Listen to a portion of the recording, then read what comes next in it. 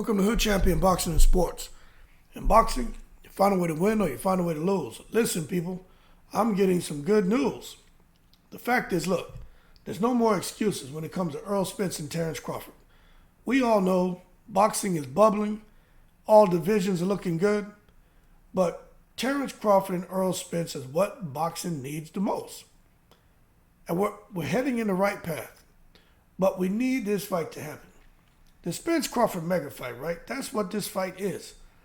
I mean, I've gone through so many different ups and downs emotionally, talking about the secret society wants Crawford and Spence out of the welterweight division. But I think at this point, the secret society kind of just wants these two to get in the ring. And I'm telling you right now, the mega fight is close to reality.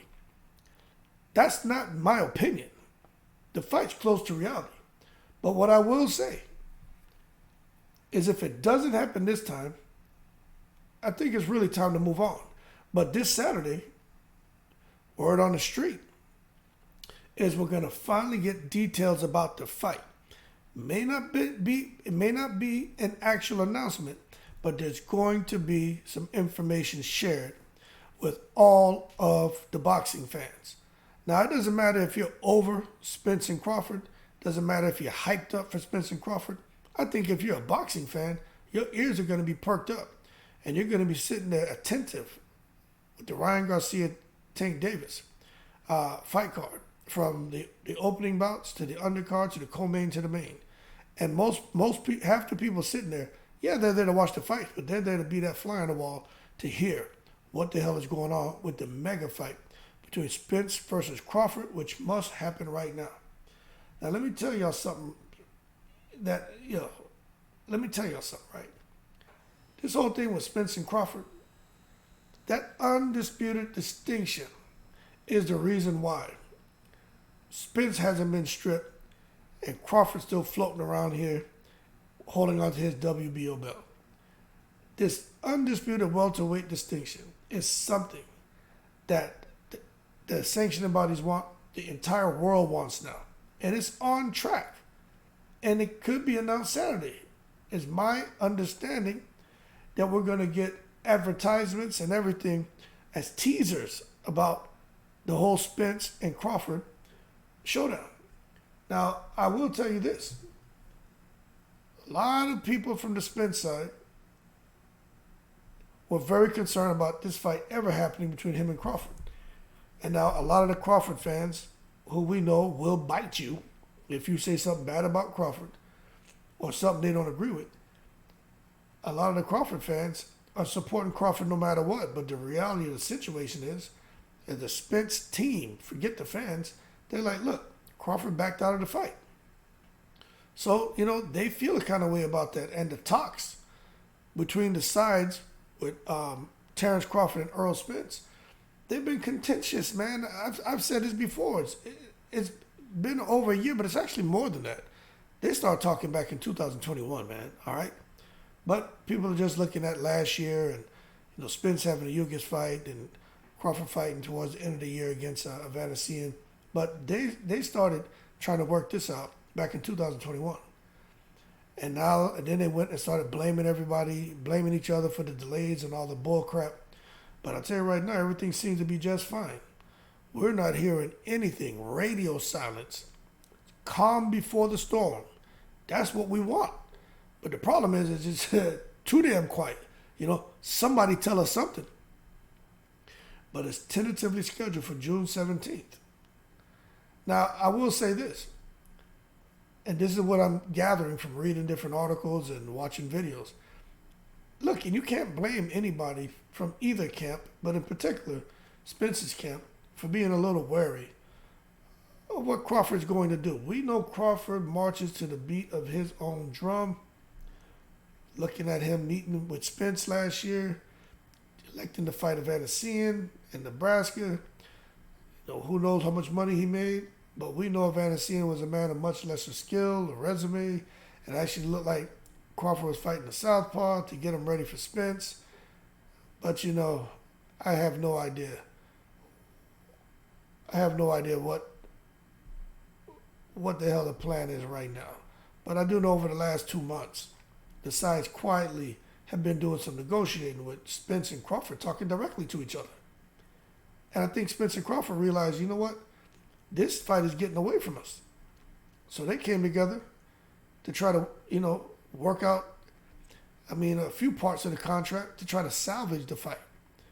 Because I'm telling you, if they didn't try to communicate, I just don't think this fight was going to happen.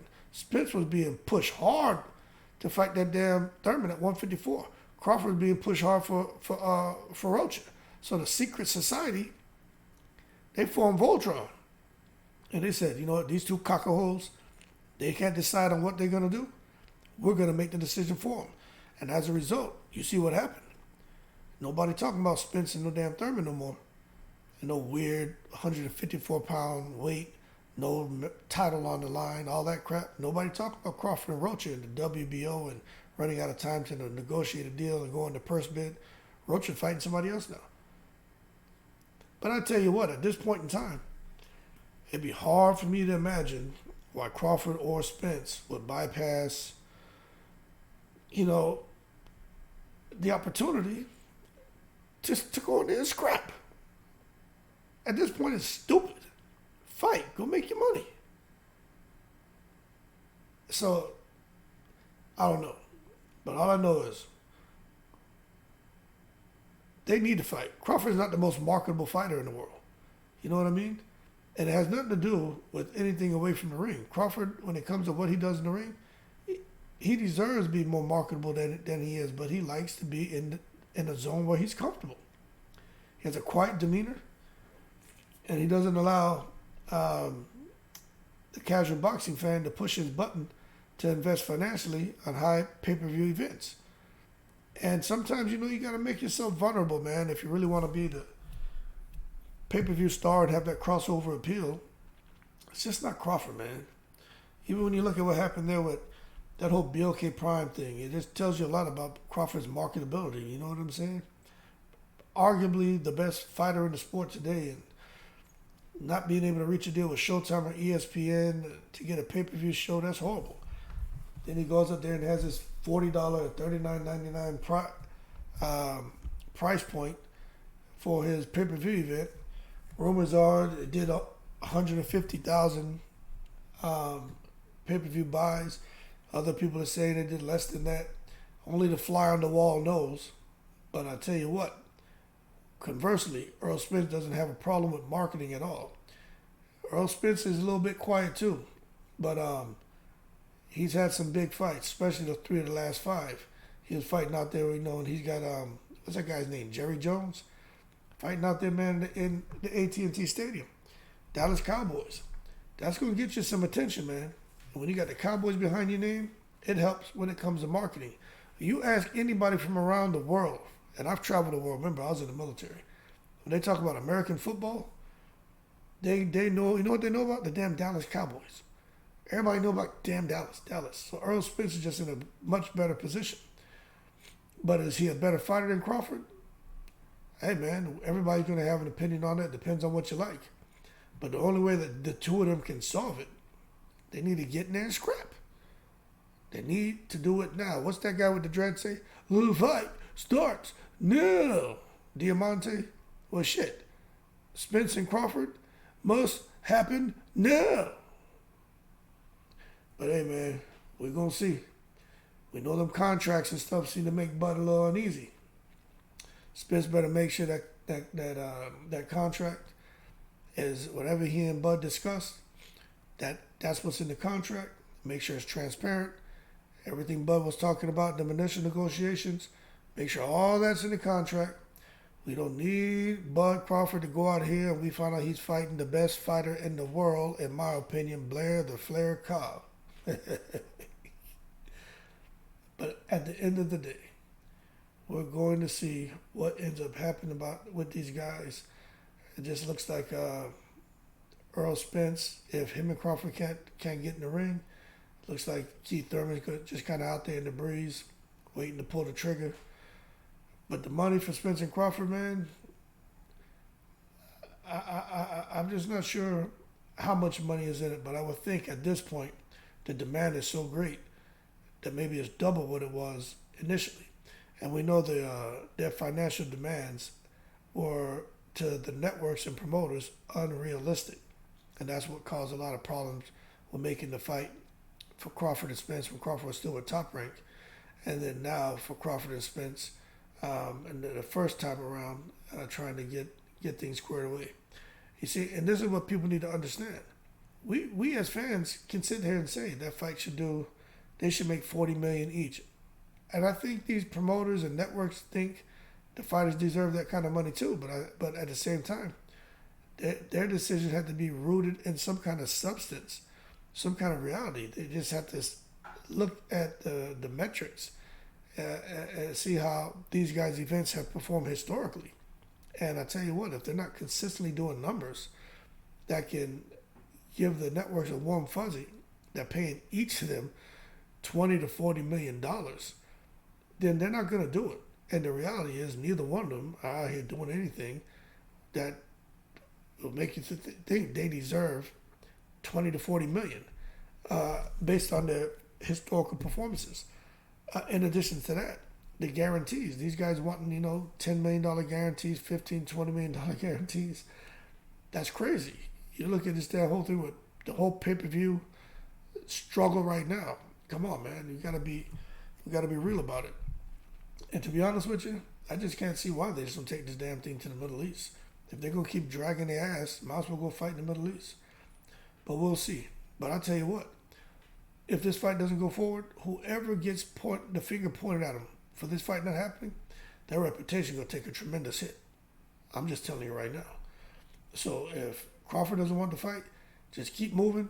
Go fight go fight your mandatory. Rocha, if he hasn't fought yet, fight Rocha or fight whoever's next in line. For Spence, he doesn't want to fight. Look, go and fight Thurman at 147. Stop this 154-pound crap. And for me, man, I'm gonna tell you, I just wish them both the best of luck. We're just so close to it happening, and I just hope it gets off the ground. If you ask me who I think is gonna win, I think it's a 50-50 fight. And Errol Spence, physical fighter, fights with those elbows, pins you on the rope, holds you there with that elbow and forearm and bangs on you. He's going to go upstairs, downstairs. He's going to be in your face. He's going to overwhelm you with activity. Crawford is a guy who fights with his eyes, and he's watching everything, finding them openings and exploiting it. But once Crawford turns into southpaw, man, once he goes into the phone booth, strips off the sports coat and the slacks and button-up shirt, and then he comes out there with his little man, spandex pants and shirt and with the big S on the chest for southpaw, man, the fights normally end pretty damn quick after. But I just think it's a 50-50 fight, and I'm going to leave it as that. That being said, Spence versus Crawford must happen now. Make the damn fight. Hopefully we'll get some teasers or something this Saturday. If it doesn't happen this Saturday, I don't know when is the next opportune time for them to do it. Outside of this Saturday, I mean, what next? I mean, this is the shit. Ryan Garcia and Tank Davis is the biggest event. I mean, that falls within the window between now and June 17th. So, I mean, outside of this fight, I don't see what they'd be waiting on, what other event they'd be waiting on to announce the fight. We're really close, you know what I'm saying? April 9th, so basically May, June. I'm under 60 days out now. Anyway, that being said, y'all keep cool. Shout out to the veterans, all 7 continents. Make the damn fight. I'm in the breeze.